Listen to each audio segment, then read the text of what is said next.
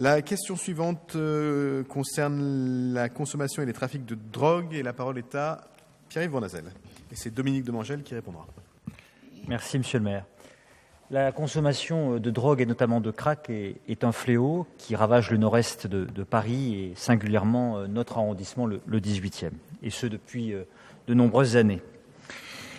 La colline du crack, qui constitue une scène ouverte de consommation de drogue par plus d'une centaine d'usagers quotidiens, a été démantelée puis s'est reconstituée.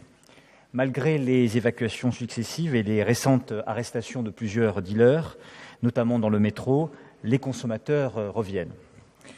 La fixation des usagers de crack aux abords de la porte de la Chapelle a des conséquences en matière d'insécurité, en matière d'insalubrité, en matière de prostitution, de violence dans les squares, les stations de métro et sur la voie publique, et cela dégrade fortement la qualité de vie de nos concitoyens. Cette situation extrêmement complexe appelle à être considérée d'abord avec humanité afin de limiter les risques sanitaires et de maintenir le lien avec ces personnes désociabilisées en vue de leur désintoxication et de leur réinsertion sociale. C'est un long et difficile chemin. Elle exige aussi des réponses en matière de tranquillité et de sécurité de l'espace public en faveur des riverains qui sont en première ligne. Deux types d'initiatives, par exemple, sont nécessaires sur cette question complexe. D'abord, des solutions de long terme allant vers une prise en charge dans des centres de désintoxication, des solutions pragmatiques de plus court terme afin de gérer la situation au quotidien, avec l'objectif d'éviter des points de fixation de consommation et de trafic et d'éviter qu'un certain nombre d'habitants dans nos quartiers subissent en première ligne toujours les nuisances.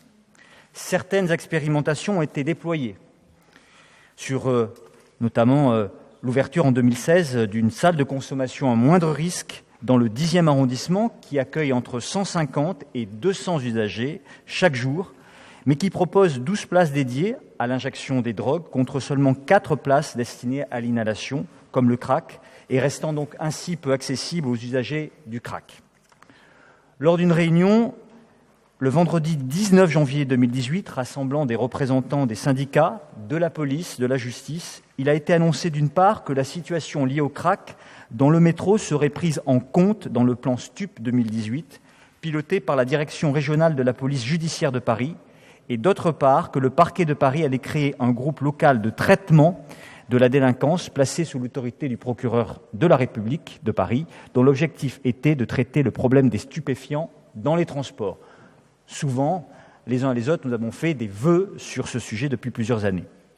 Un vœu de l'opposition municipale, d'ailleurs, a été voté au Conseil de Paris de février 2018 pour la mise en place de moyens coordonnés entre les services de l'État, police nationale et services judiciaires, les services de la ville de Paris, les associations et notamment les centres d'accueil et d'accompagnement à la réduction des risques des usagers de drogue, mais aussi la RATP pour ce qui concerne le trafic et la consommation de crack dans le métro. La consommation de drogue dans les squares, les jardins du 18e arrondissement demandent également une réponse spécifique de la part de la ville de Paris et des services de police. Enfin, la mise en place par les services sociaux de la ville de bus itinérants permettant d'aller à la rencontre des toxicomanes semble constituer une initiative pragmatique permettant de limiter les points de fixation de consommation de drogue sur l'espace public ou dans certains quartiers précis. Je vous demande donc, Monsieur le maire, où en est la mise en place d'abord et le suivi des mesures adoptées par le Conseil de Paris en février dernier? Quelle est votre position aujourd'hui concernant le projet de la ville de prise en charge de toxicomanes dans un local situé dans le 18e arrondissement? N'êtes-vous pas plutôt favorable à privilégier la mise en place de bus itinérants permettant de limiter les points de fixation des toxicomanes?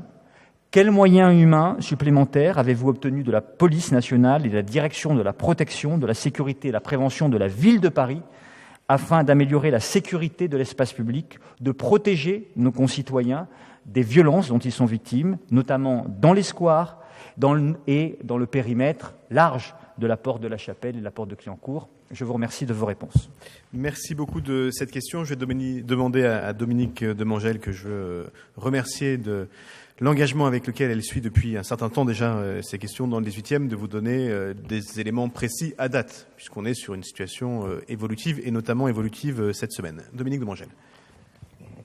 Oui, merci Monsieur le maire. Avant de vous répondre, je vous conseille très vivement de regarder un reportage qui est passé hier sur la première chaîne, entre 19h et 20h, que vous pouvez voir en replay, et qui raconte de façon extrêmement précise la manière dont la cocaïne est importée à partir du Suriname et à Cayenne, et qui vous rend compte des efforts qui ont été faits, puisqu'il faut dire qu'a été constituée une nouvelle brigade spécifique de stupéfiants pour Cayenne qui s'est installée, mais qui, au jour d'aujourd'hui, est totalement débordée par la situation, puisqu'ils considèrent à peu près qu'ils arrêtent une personne sur 10 qui transporte effectivement de la cocaïne depuis Cayenne. Cette importation se fait par des petits trafics de bateaux qui sont extrêmement difficiles à contrôler, et tous les contrôles par infrarouge qui sont faits de l'ensemble des bagages et de l'ensemble des personnes même qui s'embarquent conduisent effectivement les dealers et les trafiquants à une finesse de cache et de développement de cache à l'intérieur, notamment de fruits, de produits exotiques, etc., qui sont tout à fait impressionnants. Donc moi, je vous conseille très très vivement de regarder ce reportage, parce que ça vous donne une idée de ce qu'est l'ampleur du phénomène d'importation de cocaïne aujourd'hui. Alors, en France, en ce qui nous concerne, mais il doit y avoir bien d'autres pays européens qui sont touchés par le phénomène, et accessoirement, enfin, je ne devrais pas dire accessoirement, par une exploitation insensée de la misère humaine, c'est-à-dire que ces personnes qui sont recrutées en Guyane pour transporter et payer, disait une des personnes interviewées, pour un voyage, 8 000 €. Mais le risque, en ce qui les concerne, est évidemment tout à fait invraisemblable. Et en année de prison, bien sûr, s'ils sont arrêtés, ce qui était le cas des gens interviewés. Donc, c'est une exploitation insensée de personnes qui sont dans des situations extrêmement difficiles. Et je crois qu'il faut qu'on ait, quand nous parlons des phénomènes de toxicomanie, en tête la manière dont se développent les trafics et dont il y a un travail de répression qui est extrêmement important à développer. D'ailleurs, les services de police reconnaissent eux-mêmes que, bien sûr, ils saisissent davantage à Cayenne, à l'aéroport, qu'à Charles de Gaulle, ce qui vous donne à peu près une idée de ce que sont l'importance des trafics. Et ce n'est qu'un des points d'arrivée, puisqu'il y en a d'autres. Il y en a d'autres qui arrivent par les plaines du Nord. Voilà, mais je ne vais pas m'appesantir sur ce reportage qui est tout à fait remarquable. Alors, vous parlez de solutions de moyen terme, ou tout au moins pour nous qui ne sont pas des solutions de moyen terme, qui sont des solutions de prise en charge des usagers. Ces solutions de prise en charge des usagers, on les appelle de nos voeux depuis déjà plusieurs mois. Je rappelais il n'y a pas longtemps le fait que les maires des 3 arrondissements du 19e, du 18e et du 10e avaient saisi la ministre de la Santé. C'était, si ma mémoire est bonne, au mois d'avril, en appelant son attention sur l'urgence de la situation. Il y a eu de multiples contacts qui ont eu lieu pour essayer d'obtenir une réponse de la part de la ministre de la Santé. Toujours pas de réponse. La maire de Paris a saisi le Premier ministre au mois de juillet. Le Premier ministre lui a répondu au mois d'août en lui disant qu'il prenait note du sujet. Le plan crack avait été annoncé, un plan crack avait été annoncé par l'État au mois de mai, en nous demandant, collectivités locales, de faire des propositions et de travailler conjointement. La ville de Paris les arrondissements se sont mobilisés et ont fait des propositions détaillées à l'État. Non pas une proposition, mais une multiplicité de propositions, parce qu'il n'y a pas une réponse, il y a une diversité des publics, il y a une diversité des produits, il y a une diversité des modes d'intervention, et tout ceci a été détaillé et a été communiqué à l'État. À ce jour, nous n'avons aucun retour. Ce plan qui nous était annoncé dans l'urgence pour la fin mai, puis pour la fin juin, puis avant l'été, nous est maintenant peut-être annoncé pour le mois de septembre. Enfin, il semble qu'il y ait, suite à l'échange de courrier entre la maire de Paris et le Premier ministre, un certain nombre de contacts qui vont se mettre en place avec la préfecture d'Île-de-France et avec la MIDECA. Donc on attend effectivement les propositions ou les réponses qui pourraient nous être faites sur ce sujet dont je vous rappelle qu'il est un sujet sanitaire de la compétence de l'État. Néanmoins, la ville n'est pas restée inactive pendant toute cette période. Vous avez mentionné la convention qui a été rédigée et signée sous la responsabilité de la préfecture de région en ce qui concerne les interventions dans le métro avec 4 CARUD. Donc je peux vous donner un bilan détaillé de cette convention sur une période de 6 mois à peu près. Il y a eu 96 maraudes, ce qui a représenté un total de 1215 contacts dans 23 stations de métro, pour une file active à peu près de 160 personnes. Cette convention continue.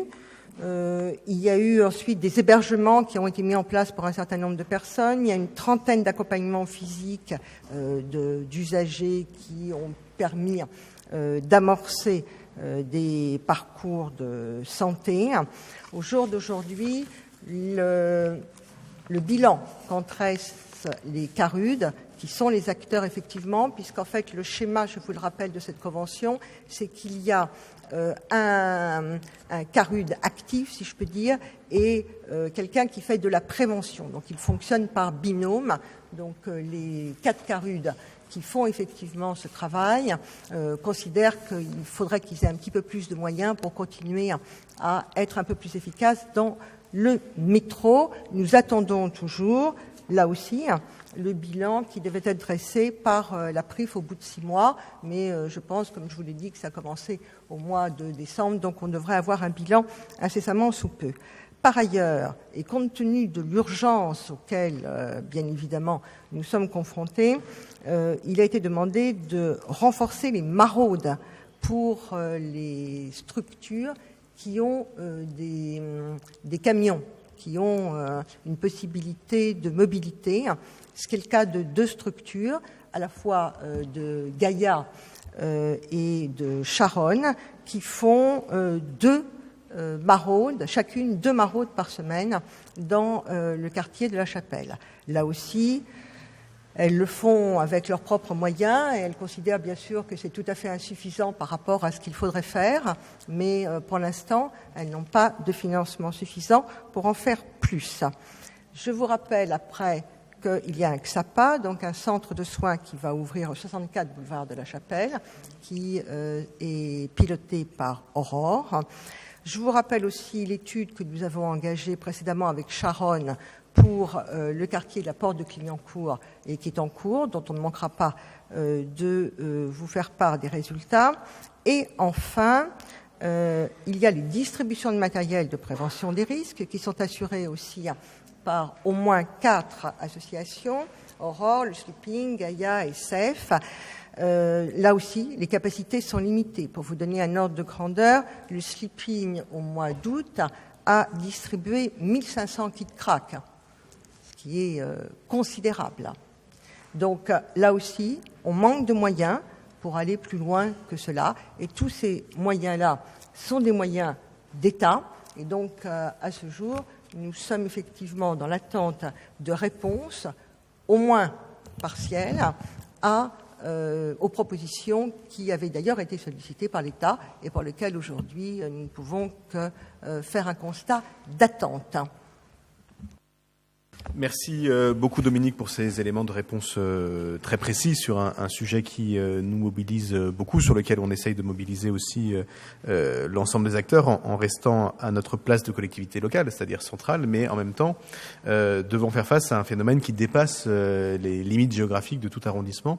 J'ajoute que j'ai eu l'occasion de re-signaler à la ministre de la Santé, Agnès Buzyn, la difficulté que nous connaissons dans le 18e, puisqu'elle a eu l'amabilité de venir à l'école rouennais, pas du tout pour parler de toxicomanie, je vous rassure, mais néanmoins, je dois dire que j'ai... Alors après, c'était une conversation off, hein, mais j'étais surpris de sentir qu'elle était étonnée que je lui parle de cette situation-là.